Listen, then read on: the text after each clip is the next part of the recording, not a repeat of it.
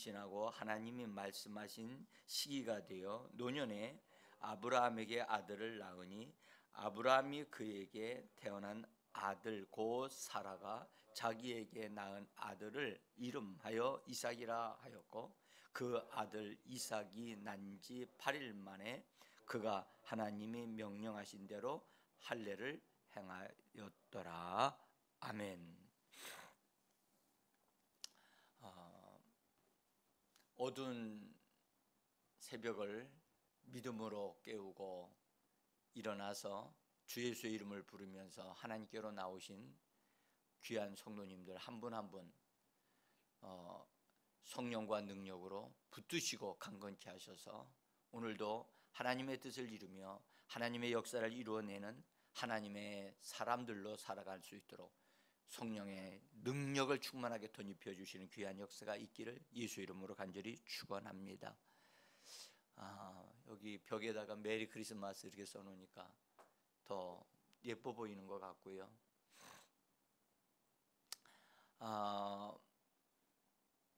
밖에 나가 보면 성탄절이라고 하는 그 어떤 분위기도 느낄 수가 없어요.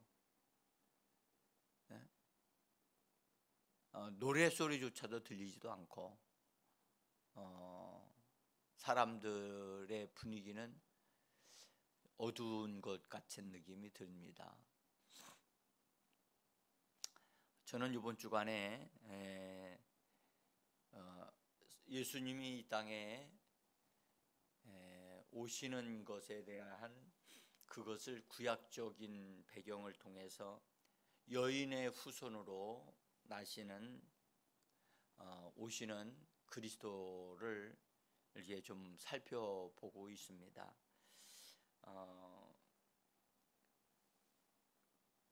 하나님이 아담과 여자가 범죄하였을 때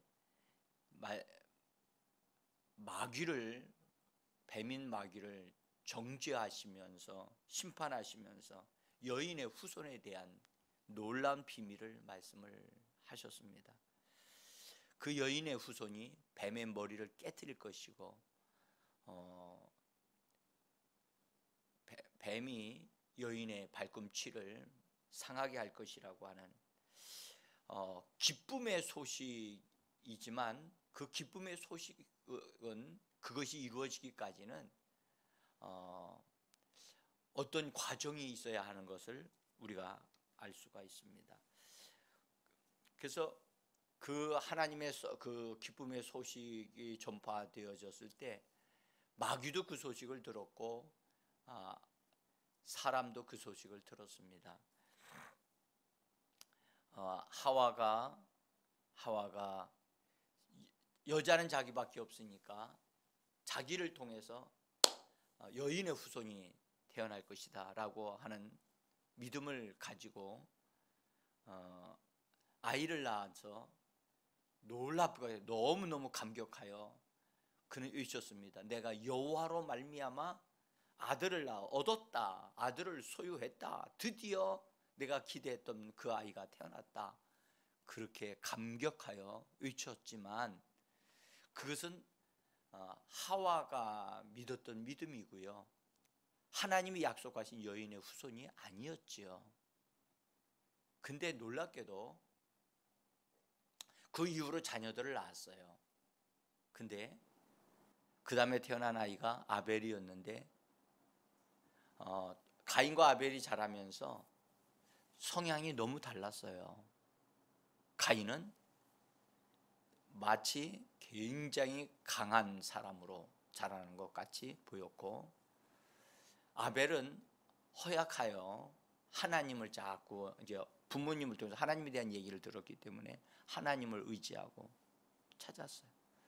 그래서 말씀하심을 따라서 제사를 하나님 앞에 예배를 드리는 그것을 통해서 아벨은 하나님 앞에 그 드리는 예배가 상달되어지는 것과 가인은 드리는 것이 농사를 짓는 것으로 하나님 앞에 가지고 나와서 드림을 하나님이 거절하는 그 상황을 통해서 가인은 그것으로 인해서 분노가 폭발하고 하나님을 향하여 적대감을 갖는 일이 벌어집니다.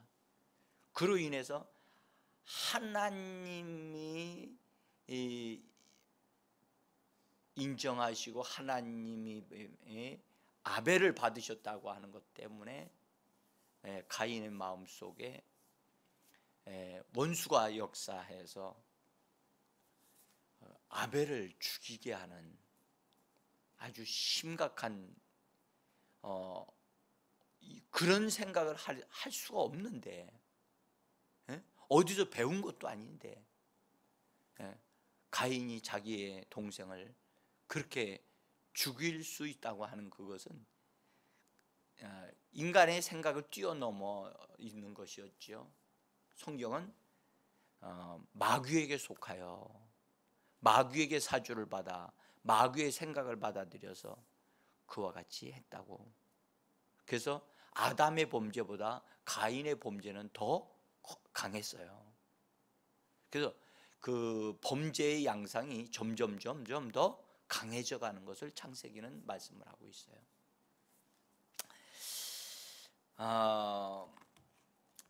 그러니까 하와가 자기를 통해서 태어난 자가 원수 마귀의 머리를 멸할 줄 알았더니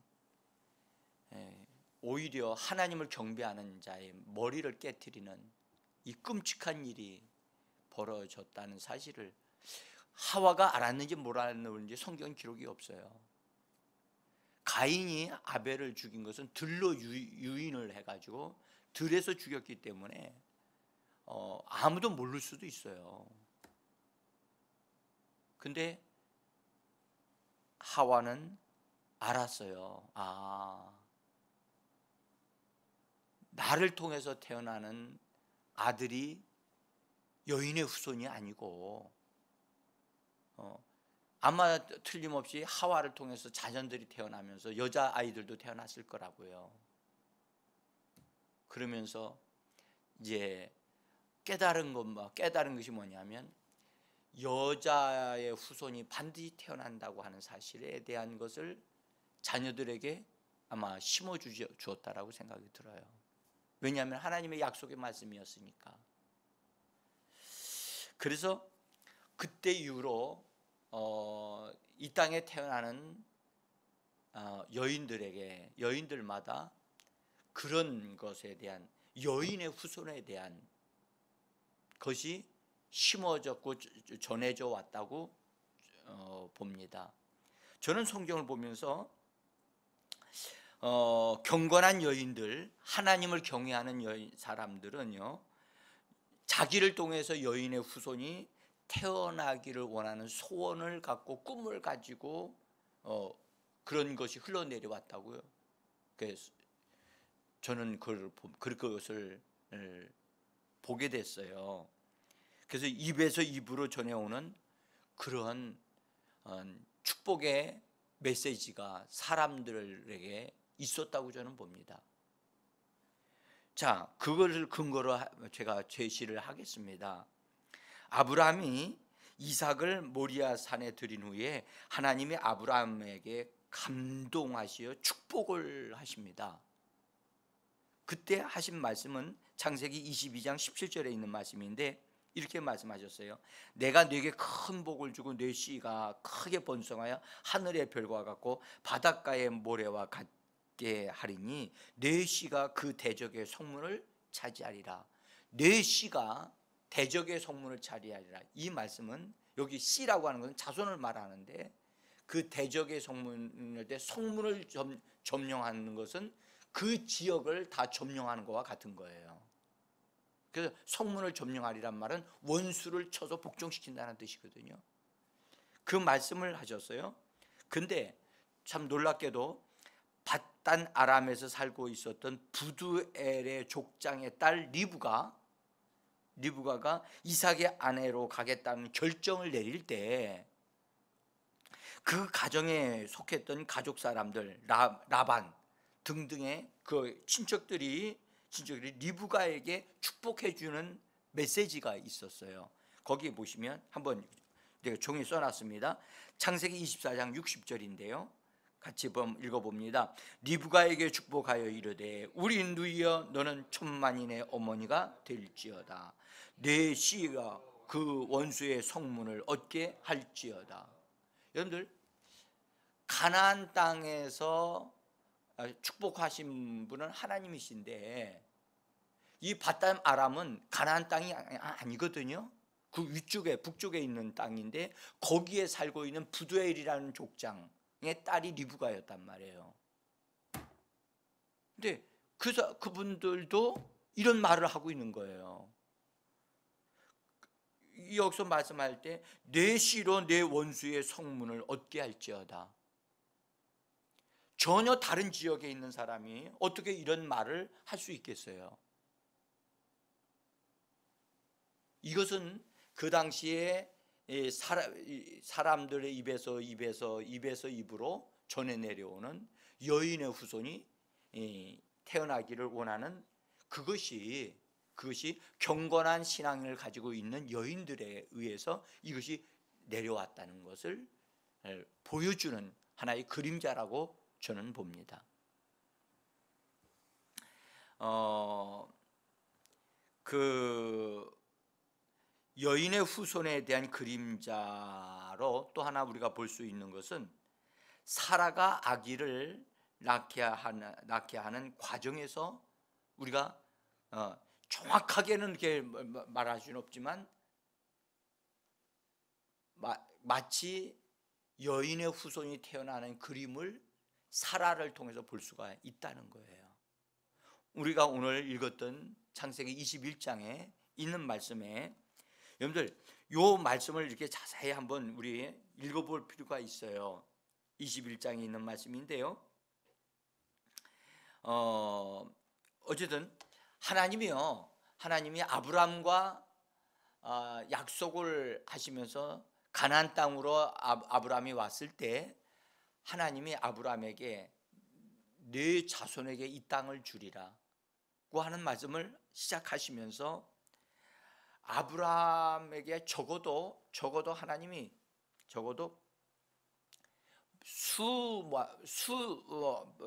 성경에 기록된 상황으로 보면 적어도 7번 정도는 공개적으로 하나님이 나타나셔서 말씀하신 것을 알 수가 있어요. 그래서 가나안 땅에 도착하자마자 하나님이 아브라함에게 나타나셔서 이 땅을 네 자손에게 줄 것이다 라고 첫 번째 약속을 하셨어요.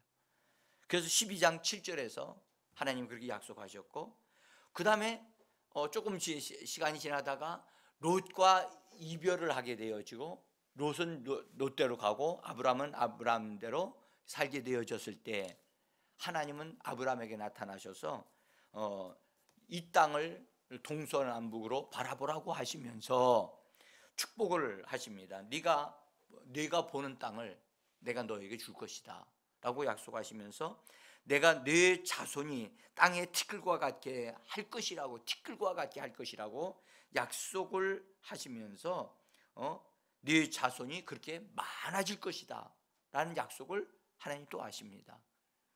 또 근데 자손이 생기질 않아요. 아브라함에게 어떤 기미도 보이질 않는 거예요. 나이는 들어가지요, 아내도 나이는 들어가지요. 그러면 하나님이 약속의 말씀을 주시면 이게 뭔가가 일어나야 되는데 아무런 변화가 일어나질 않아요. 그래서 아브라함은 스스로 생각하기를 나를 통해서 태어나는 자가 자손이라고 그렇게 약속을 하셨지만 우리 집에 있어 길러나내는 사람이 내 후손이 되면 되겠다 해서 종 엘리에셀을 자기 상속자로 이렇게 생각을 해요.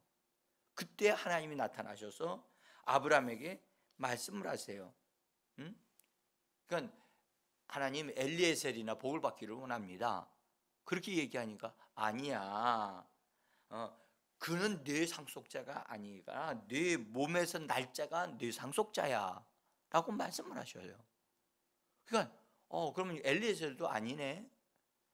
그러다가 아내 사라가 하나님이 약속하셔도 안 나오니까 자녀가 안 생기니까 사라가 제안을 하기를 아무래도 안 되겠어. 내가 나이가 많으니까 안 되니까 젊은 여자를 통해서 아이를 얻으십시오. 그 시대의 문화로서는 그것이 용납이 됐단 말이죠. 그래서 하갈이라고 하는 여자를 통해서 아이를 얻었어요. 그런데 하나님이 그것을 매우 싫어하셨던 거예요. 그래서 이스마엘을 얻은 이후로 하나님은 13년 동안이나 아브라함에게 나타나질 않아요.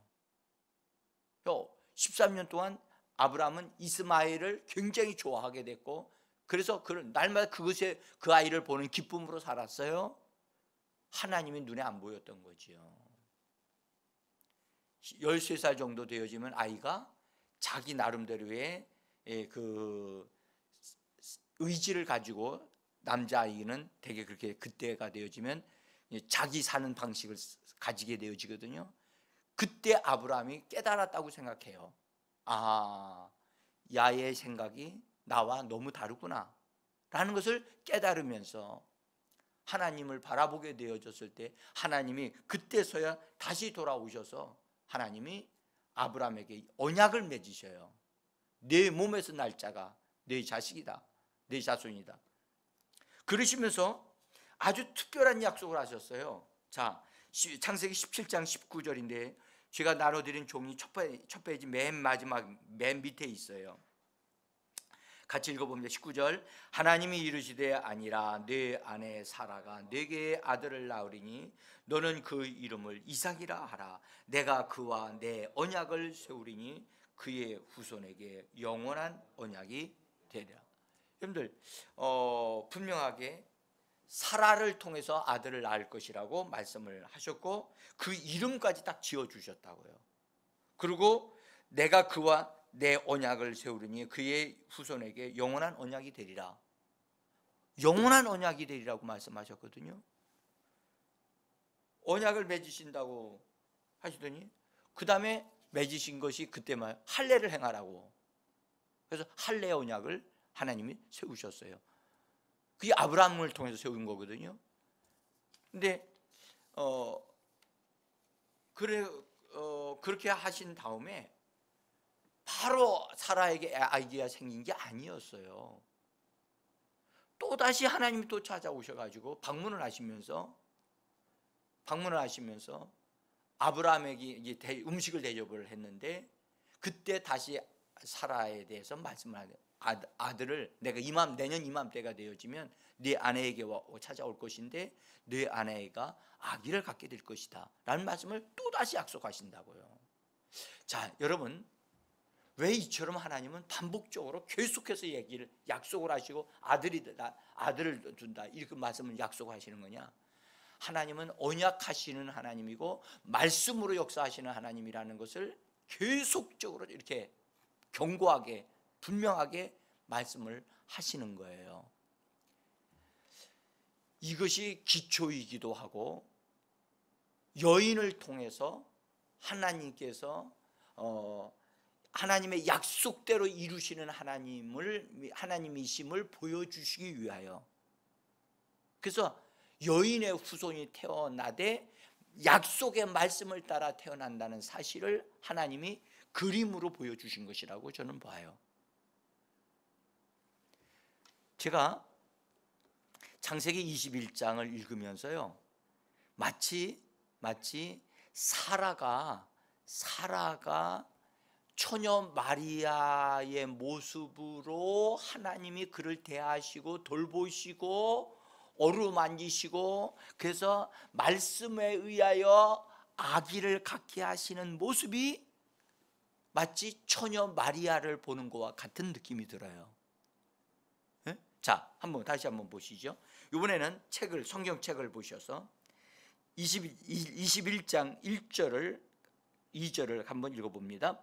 여호와께서 말씀하신 대로 사라를 돌보셨고 여호와께서 말씀하신 대로 사라에게 행하셨으므로 사라가 임신하고 하나님이 말씀하신 시기가 되어 노년에 아브라함에게 아들을 낳으니. 여러분들, 이 말씀을 읽을 때 말씀하신 대로 저는 이 말씀을 읽을 때마다 아하, 사라가 자기의 힘과 능력으로 잉태한 것이 아니고, 에? 어떤 면에서 보면 아브라함의 어떠한 행위로 인해서 잉태한 것이 아니고 하나님의 말씀이 사라에게 작동하여 사라의 몸에 어떤 분위기를 만들고 모든 분위기를 만들어 놓으셔서 하나님이 그에게 아들을 갖게 하셨다는 것을 암시하시는 내용이라고 저는 보는 거예요. 여러분들, 이 내용과 처녀 마리아에게 천사가 찾아와서 말씀을 전달해 주시면서 너는 아들을 낳으리니 이름을 예수라고 하면서 하시는 것과 이 내용이 마치 돌보시고 또 돌보시고 말씀하신 대로 행하시고 이것이 거의 같다는 거예요. 흐름이 같다는 거예요. 그래서 제가 여인의 후손이 오시는 하나의 그림이다, 그림자다라고 제가 그렇게 표현을 합니다. 제가 이것을 그냥 어디서 보고 배운 것이 아니라 이 말씀을 보면서 제가 깨달은 바를 말씀을 드리는 것입니다.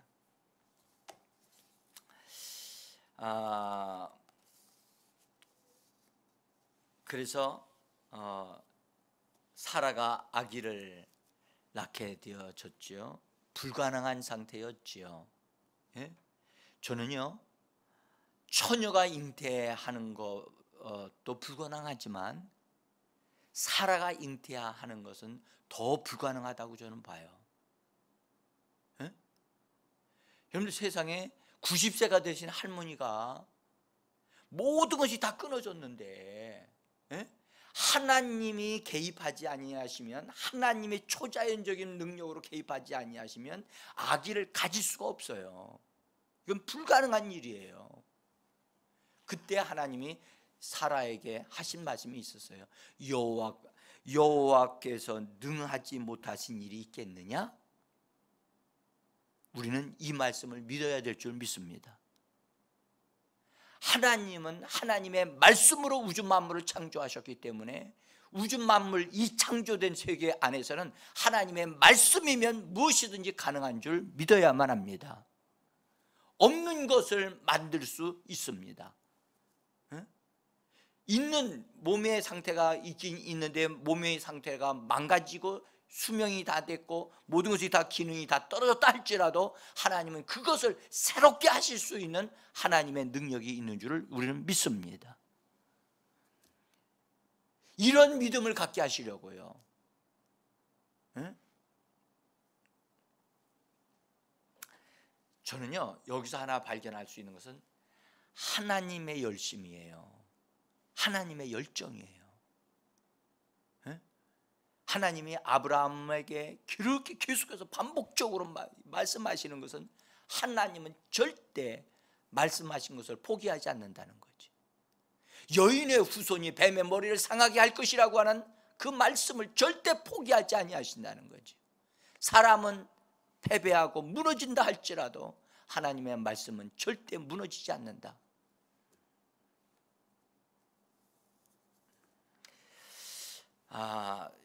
또 이제 시간이 다 됐습니다만은 여인의 후손으로 태어날 그림을 다윗을 통해서 우리가 볼 수가 있어요. 다윗이 왕위에 왕이 되어진 후에 도성을 시온성 쪽으로 옮기면서 거기를 다윗성이라고 합니다. 그리고 다른 사람들의 도움을 받아서 궁궐을 건축합니다. 하나님이 궁궐을 건축하도록 도와주신 거거든요.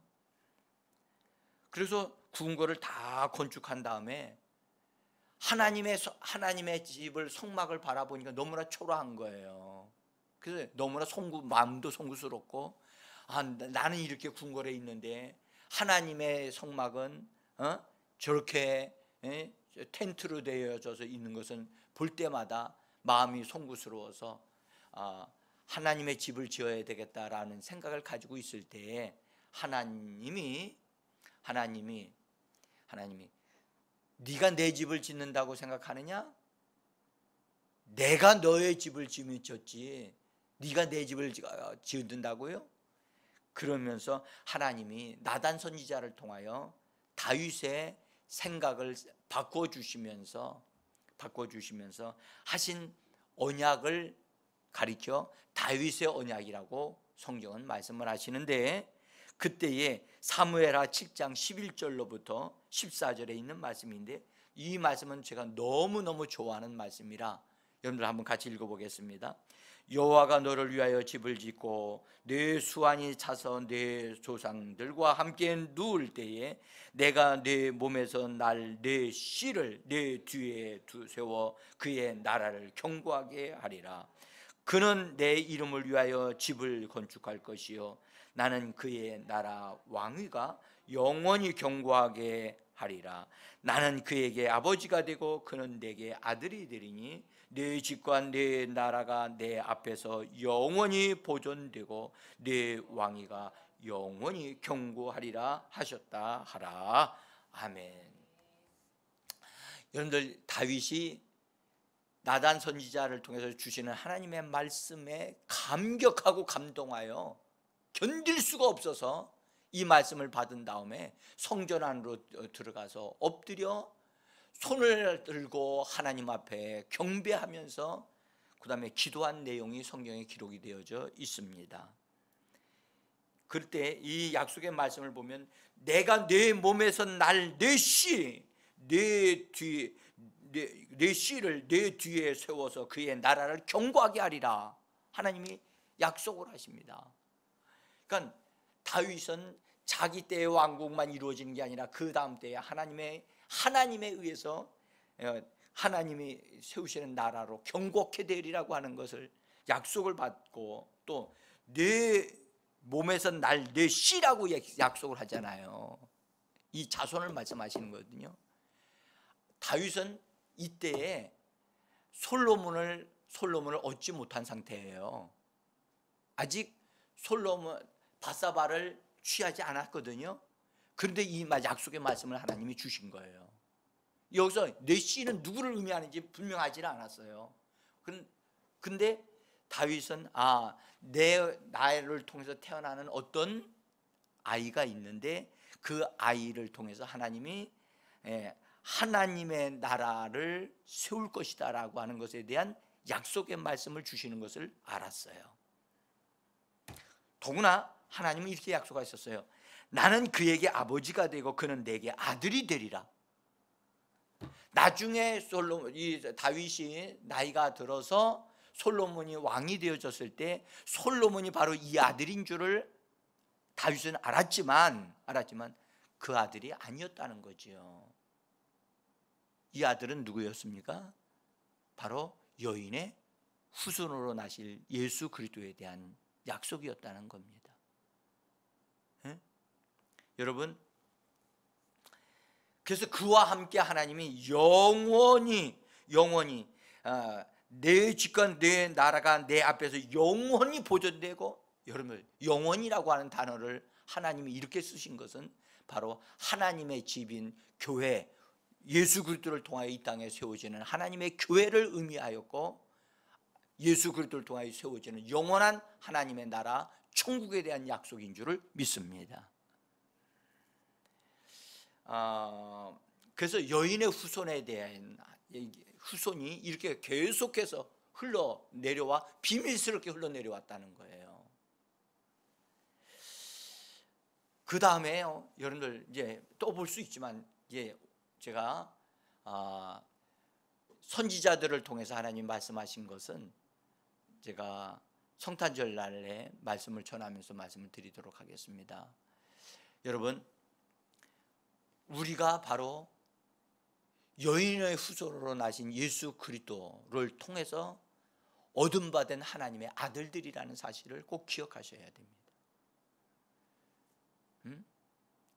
하나님이 얻고자 하셨던, 창세 전부터 하나님이 얻고자 하셨던 것이 뭐냐?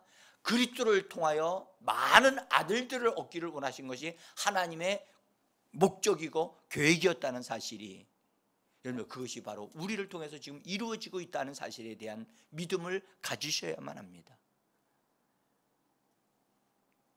우리 주 하나님은 그리스도를 이 땅에 보내시는 것으로 끝나지 않고 그리스도를 통하여 많은 아들들을 얻기를 원하셨는데, 그 가운데 우리가 지금 속해 있다는 이 기가 막힌 사실, 이 놀라운 사실이 나에게 이루어지고 있고, 내가 바로 하나님이 얻고자 하시는 하나님의 아들들 가운데 한 사람에 속해 있다는 사실에 감격하고 믿음이 있고 하나님 앞에 영광 돌리는 우리가 되어지기를 원합니다. 여러분들 성탄절을 맞이하면서 그 성탄으로 오신 예수 그리스도를 통해서 나와 내 가정이 영원히 하나님께 복을 받는 그런 축복의 역사가 일어나는 귀한 역사가 있기를 예수 이름으로 간절히 축복합니다. 오늘 이 말씀을 곰곰이 생각하시면서 사라를 말씀으로, 사라에게 말씀대로 행하시고 말씀대로 돌보시고 말씀대로 행하시는 하나님, 그 하나님의 역사는 지금도 말씀대로 행하시는 하나님이심을 믿으시기를 바랍니다. 오늘 우리가 하나님의 말씀을 붙잡고 말씀대로 행하시는 하나님, 그 하나님은 오늘도 기적을 행하시는 하나님이요, 생명을 주시는 하나님이요, 능력으로 역사하시는 하나님이심을 우리는 믿습니다. 오늘 하루의 삶 속에 말씀대로 행하시는 하나님의 역사가 충만하게 일어나는 하루의 삶이 되어지고 성탄절이 되어지기를 예수 이름으로 축복합니다. 기도합니다.